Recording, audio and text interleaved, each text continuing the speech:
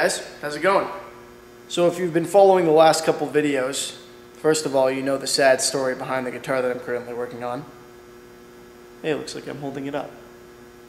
Anyway, and also you saw the repair work that I did on it.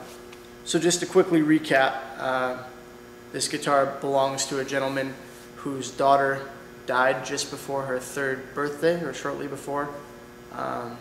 He plays it to play lead guitar for his church band. So that being said, if it falls within your beliefs to say a prayer for her, I'm sure that would be appreciated. Her name was Emily Grace. And this guitar is being airbrushed as a tribute or a memorial to her. So we're going to be doing a blue monochromatic portrait, some ghosting effects, color shift.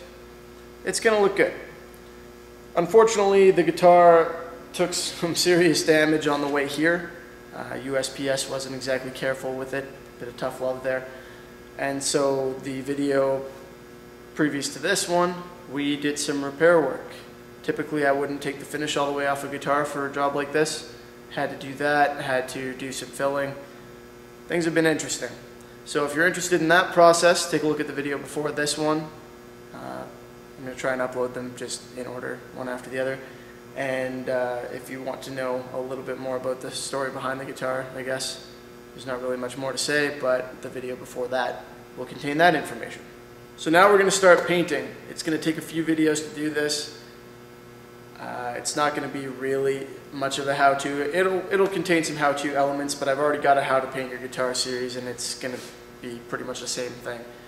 So I'm going to get started. Last time we didn't start with bare wood in the other series, so we're going to this time. And on that note, I'm using some sanding sealer here. This is Dover sanding sealer.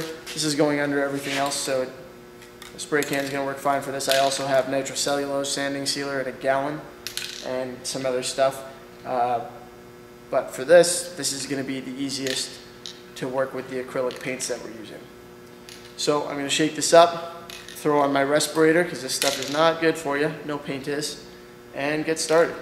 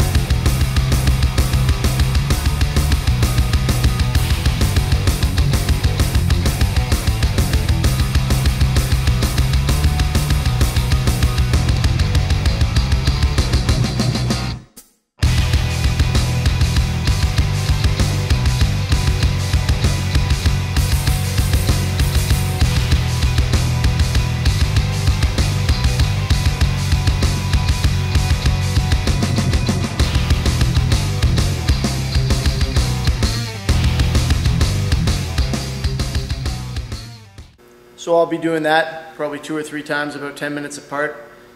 I'll have to take a look at it and see how it goes. If it looks like it's all sealed up real nice after 2 coats, probably leave it at that. If after 3 I still don't like it, might put on a 4th, or might let it dry overnight and come in tomorrow and put on a 4th.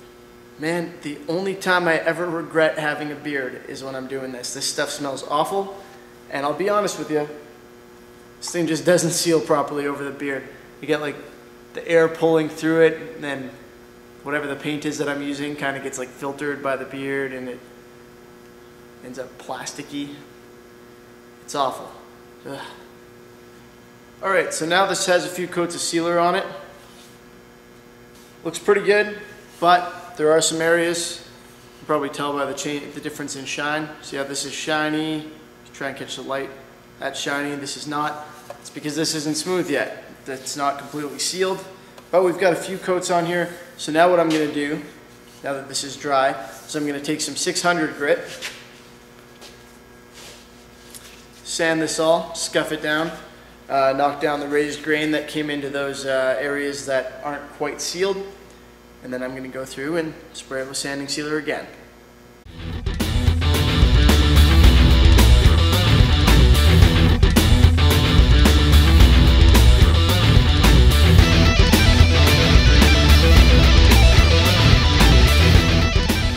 sanding sealer is now complete. So basically what I did was I put 3 coats on, and then, well, I waited for them to dry, sanded it all down with 600 like you saw.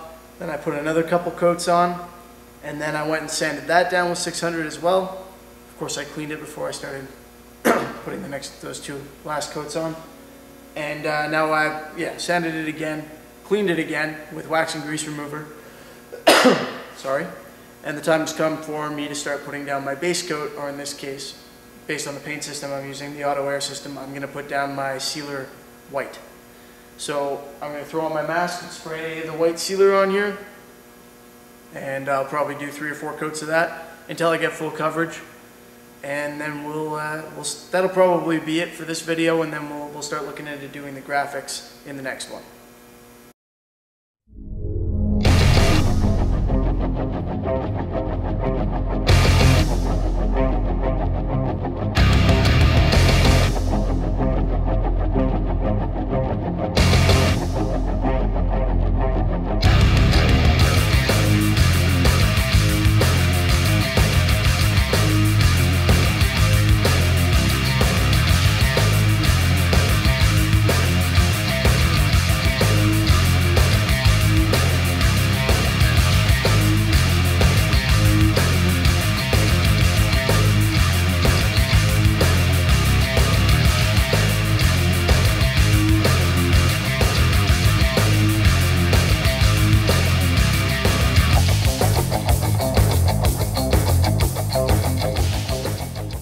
So that's after 1 coat. I'm going to repeat the process a couple more times. I'm not going to wait long between coats, maybe a couple minutes tops. Stuff dries quick, and then I'll show you what we end up with after that. There we have it. Guitar is all sealed up now. It's got its, well, it's white. All of the plastic and metal parts are also sealed in white at this point. That's the base color that I'm using to begin my graphics and for a lot of the top coat.